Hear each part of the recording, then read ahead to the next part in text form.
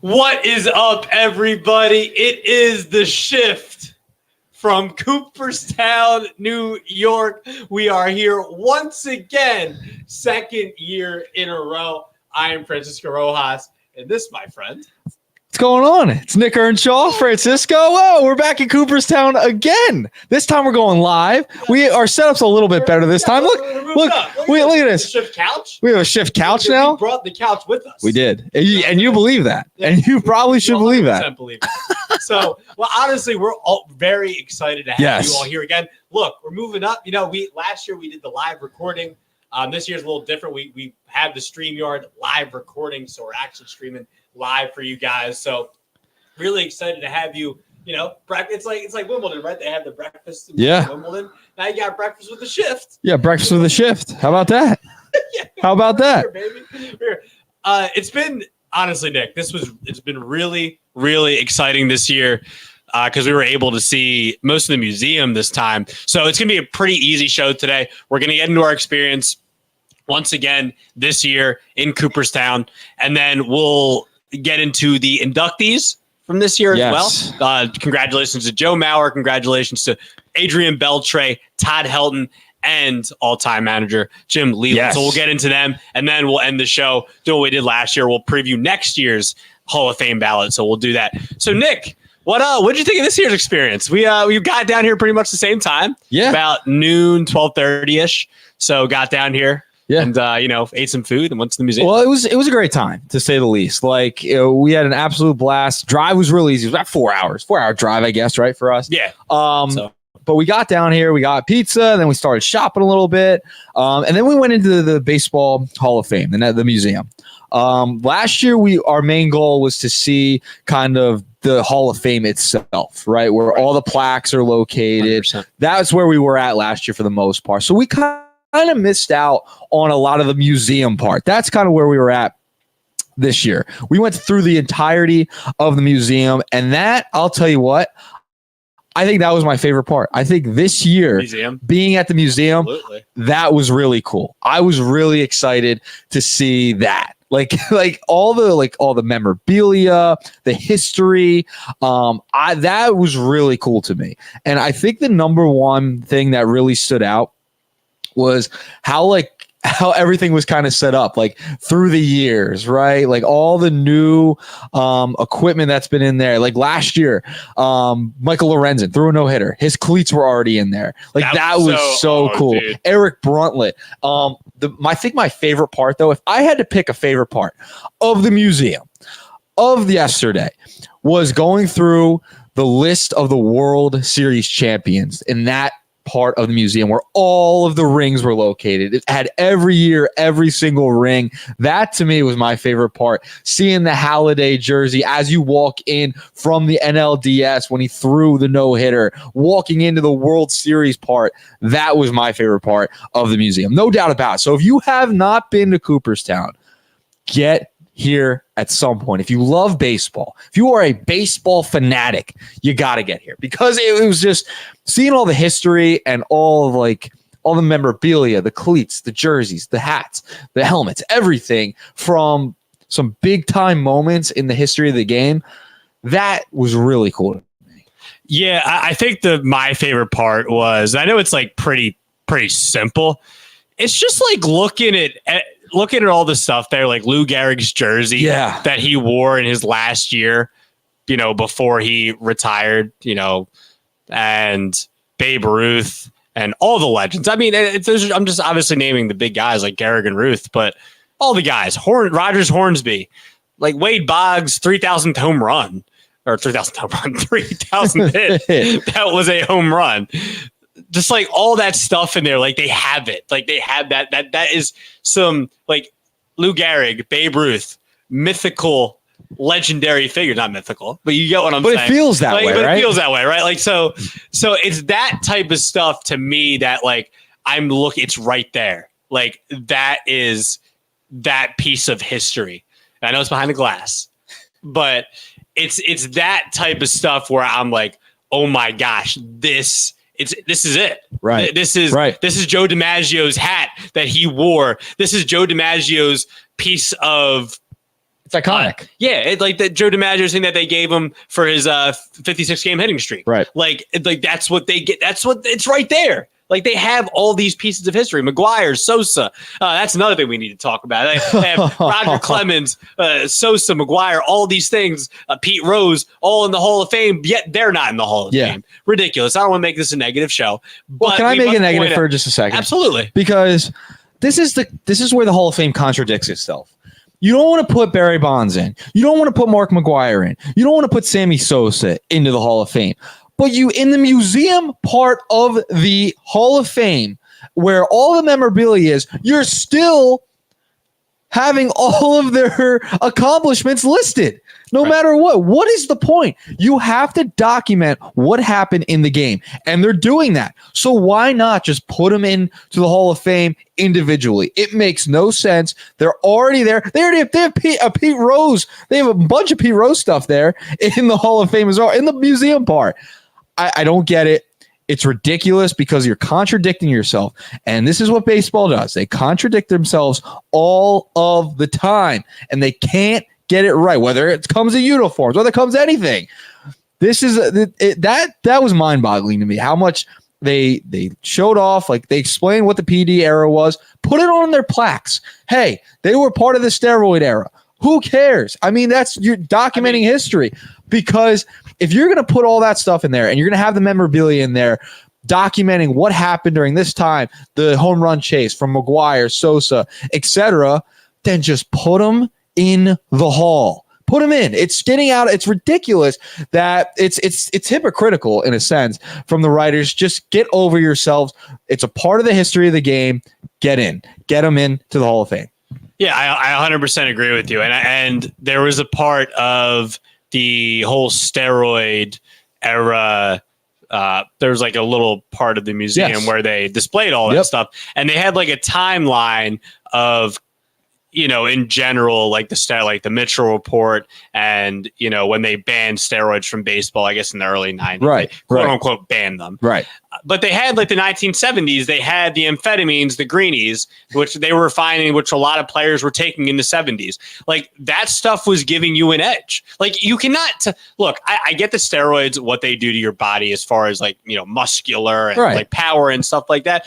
But you can't tell me that like a drug like amphetamine isn't giving you an edge of the plate. You're more locked in. You're more focused. That's very important in baseball, is to be locked in and focused. If you have that extra edge where you're just locked in, that's an edge. So I don't care. To me, that's the same thing. Yeah, it's the same thing. That was really different. It got under my skin a little bit because I think that Barry Bonds, Mark McGuire, Sammy Sosa, you name it, they all should be in the Hall of Fame. Pete Rose should be in the Hall of Fame. The way gambling's going now, I mean, if they promote it, ESPN Bet or whatever, anything, FanDuel, DraftKings, they're sponsors to everything now. Right. Put Pete Rose in the Hall of Fame. Put McGuire, Bonds, Sosa, all those guys in the Hall. If you're already going to document it in the same building, put them in there. They are a gigantic part of this game's history. If it's a negative part, it's a negative part of the history. History isn't all sunshine and rainbows, okay? So put them in the Hall of Fame. It's true. I mean, look at the history of the world. You have wars. You have the Civil War. I'm not going to equate it to baseball, but I'm just saying. I know what you're saying. I get what you're saying. You get what I'm saying. Like, there's negativity in the world. So there's negativity. A lot of negativity. I mean, we have things going on right now that are bad. You know what I mean? So, agreed. Yeah. So that's a great comparison. But overall, the museum was pretty sick. We didn't really get time to see the plaques this year or go to the parade, but I felt like it was worth it this year. I felt like it was worth it last year to see the plaques and to see the parade. To see Johnny Bench waving down the street, going, he was really into it last year. Johnny Bench. They were getting ready for the parade. People were following it, and I'll tell you what, there was a ton of Twins fans here. Ton of Twins fans for Joe Mauer. I don't know how that made you feel. No. You know what though? I'm leaving that. I don't know how that made you feel, but. I'm going to be positive this show. I'm going to give people their flowers where they deserve them for the most part. But it was good. Yeah, there were a lot of Twins fans. A lot of Twins fans, good amount of Rockies fans. Yeah. Saw a few Larry Walker jerseys, saw a lot of Heltons, obviously. Yeah. Yeah, I think Twins fans really have dominated this year's Hall of Fame. Yeah, walking around, going to the different stores, majority Twins fans. There have been a lot of Phillies fans. I will say there's been a good amount of Phillies fans here. Right. And can I say this? He did it again, folks. He did it again.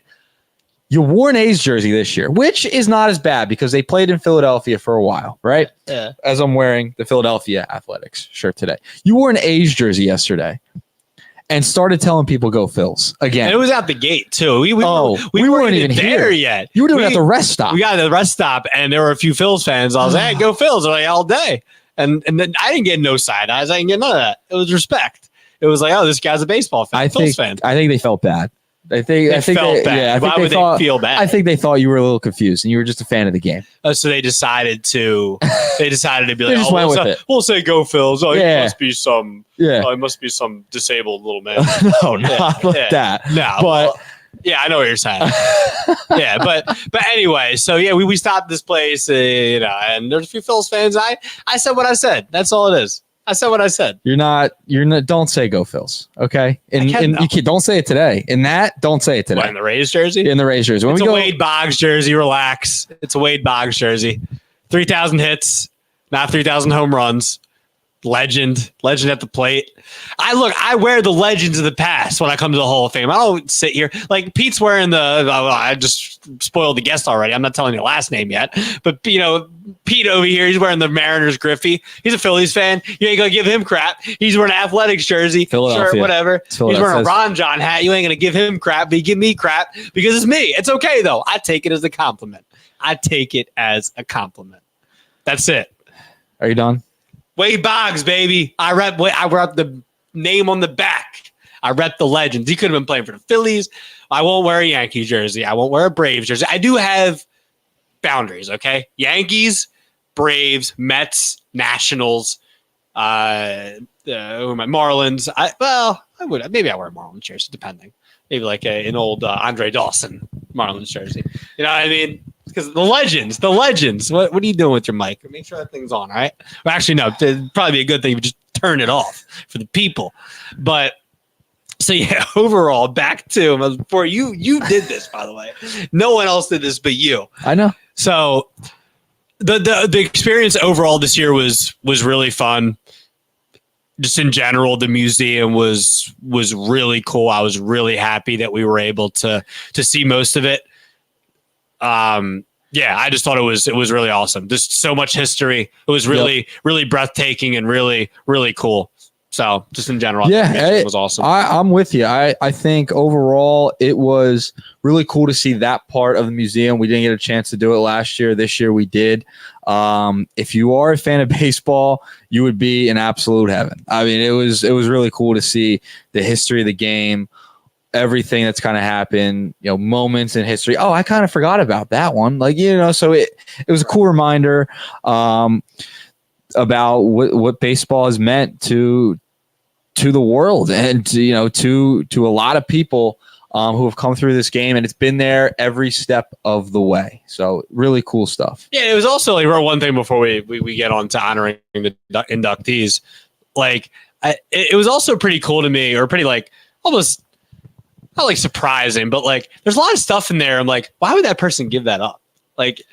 We wouldn't want to hold on to that, or it's Baseball Hall of Fame. So but I see certain things in there and be like, oh my God, they gave that up. I feel like giving them a hat, you still got the jersey, right? Or you gave them the jersey, you kept the hat or the cleat. You know what I mean? So you're giving up just a piece of that. Now a ring or something, a watch, like George Earnshaw. We visited that again, right? We visited the Moose. Great grandfather. He's not uncle. Okay, I thought it was your uncle. We gotta get it right. We gotta get it right. We gotta get it right here. We're all with accountability, right? Yeah, all right. But yeah, it was I think it's because you're giving up just a piece of what you had. And it's not like you're giving up everything. Now, I'm sure there was cases where they gave up, take it, I don't want it. But I feel like if you're giving up a jersey, you probably have the hat, you probably have the cleats, you have the ball or something from that moment in history. Like you had the bat or you had the glove, whatever. Like you're still going to have a piece of it. If you were that player, you're just giving a piece so everyone else can enjoy it. Right. Okay, let's get to talking about the players and manager that will be inducted this year. We have some great players that are going to be inducted into the Hall of Fame. this year. And again, going to try to lay off the look. It's about the guys that are getting inducted in today. It's about the positivity of that. Yes. So we're going to start with Adrian Beltre. 477 home runs. 4-time All-Star. How many Gold Gloves is the Baseball Reference is struggling to tell me? Right here. 2-time Platinum Glove, by the way. I forget when they came out with the Platinum Glove. I didn't think he won a Platinum Glove. 2-time Platinum Glove winner, 5-time Gold Glover, and 4-time Silver Slugger, and first ballot Hall of Famer, and deserving of that. That's right, Pete. So what did you think of Adrian Beltre getting in? What's your thoughts on Adrian Beltre in general? There was a decent amount of Texas fans here. I will say they made the trip up. They did. I don't think it was as strong as the Twins fans. Now maybe it could be different today, but Beltre, man, I mean, third baseman, legendary. Now remember, you couldn't take off his hat. You couldn't touch his head. Do you remember this? In the dugout, he would get all upset if you touch his hat when you would hit a home run or something. Right. Do you remember that? Sort of. Beltre, very great player, great defender over at the hot corner. Yeah. Like you Metrics mentioned, back it up. Yeah, I know they do. I'm just making sure you know that. I'm aware. The eye test told me as well. Right. It's nice when we both the eye test. The eye test told me too. Yeah. But no, it was Beltre definitely deserving first ballot. Getting in, he was first ballot, right? Yeah, and another thing about Beltre, I don't think he gets even enough love. I feel like he's underrated a little bit as a Hall of Famer. I mean, he's a Hall of Famer, and even as a player, probably too. He's underrated. He was a Dodger, obviously, he was a Ranger. And he had some big time years. Look at his 04 year for the Dodgers. 48 homers, 121 RBIs, 200 hits, hit 334, 388, 629 slash, OPS over 1,000. That's a monster year. And he didn't win because Barry Bonds was just Barry Bonds back then. Yeah. But that's a monster year where he wins in any other year. And he really got kind of better with time. If you look at 2010 on with Boston, that's when he made all his all-star teams, a bunch of MVP votes, and was just a beast with Texas. So underrated, I feel like, a little bit. And obviously we all know he was going to be a first ballot guy. And if you look at the numbers, it's oh my God, he was a great player, but not talked about enough. Yeah. Maybe because we talk about some other third basemen, Schmidt and Brooks Robinson and Eddie Matthews and guys like that. But Beltre had an insane career that we don't talk about enough. So, I mean, Beltre, big time. Yeah, he's a big time player. Definitely well deserving. I'm excited for his speech tonight. He was overall just very. I'm not gonna cry. Okay. I don't cry. You cried last year. What, for Fred McGriff? Fred McGriff, man. So who's gonna make you cry this year? Is Beltre gonna make you cry? Well, is that what's gonna happen? What is that what's gonna happen? But we'll see, because I didn't know I was gonna cry for Fred McGriff. I didn't know. I didn't. I wasn't planning on doing that. So it could be Joe Mauer, because I'll just be upset at the Hall of Fame. It could be Adrian Beltre, because maybe he says something that really hits the heart. Yeah. Or it might be Jim Leland for some reason. Okay. He might talk about when he yelled at Barry Bonds in Pittsburgh. Remember that? Todd Helton? Yeah. Todd Helton? Yeah. Todd Helton's not going to be crying. No. He's not going to be Colorado. All right. Well, you mentioned you invoked the name there after Adrian Beltre. Okay, who's that? That's Joe Mauer. Okay. First ballot Hall of Famer. Right. That's insane. Batted 306, career batting average 306, 2,123 hits, 143 home runs. He was a 6-time All-Star, AL MVP in 2009, 3-time Gold Glove Award winner, 5-time Silver Slugger Award winner, 3-time AL batting champion, played catcher, also played first base towards the end of his career. Injuries probably hindered some of those stats as well. I'm sure would have been even better, but still, nonetheless, Hall of Fame type numbers. Joe Mauer is in the Hall of Fame, Francisco. Yeah, I know. And look, congratulations to Joe Mauer. I disagree with it. You probably already knew that. If you want to go back into the archives from the winter, I did do a Joe Mauer Cooperstown cases before. I think it was either before or after. God, I'm pretty sure it was before. You did. But either way, if you want to go check that out, let me know your thoughts. Would love to know. I'm just, at the end of the day, he got in, and congratulations and all that. I disagree with it still. I'm just surprised he's a first ballot. I just didn't think he'd be first ballot. I think a lot of people were surprised he'd be a first ballot. But look, because I want to talk about the positive stuff, Joe Mauer had an insane prime.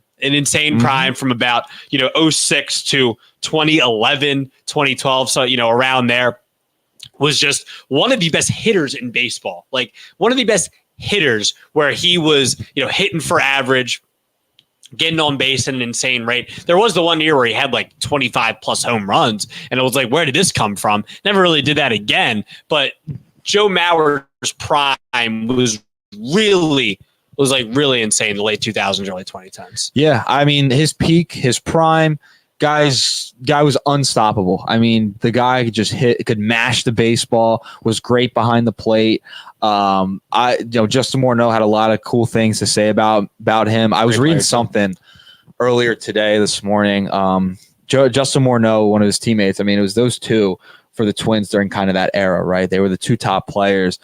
He said when he first saw Joe Mauer, like he was looking at a Hall of Famer. Like, I'm paraphrasing, but that's essentially what he said. Like, that's how, like, the aura surrounding, it's a big word that's used a lot now, surrounding Mauer, was just like, wow, this guy is incredible at the game of baseball. And he's a quiet guy, kept to himself for the most part. But like the way he could just big guy, tower over. I mean, he definitely deserving the Hall of Fame. First ballot, I mean, it is a little surprising. I will say this.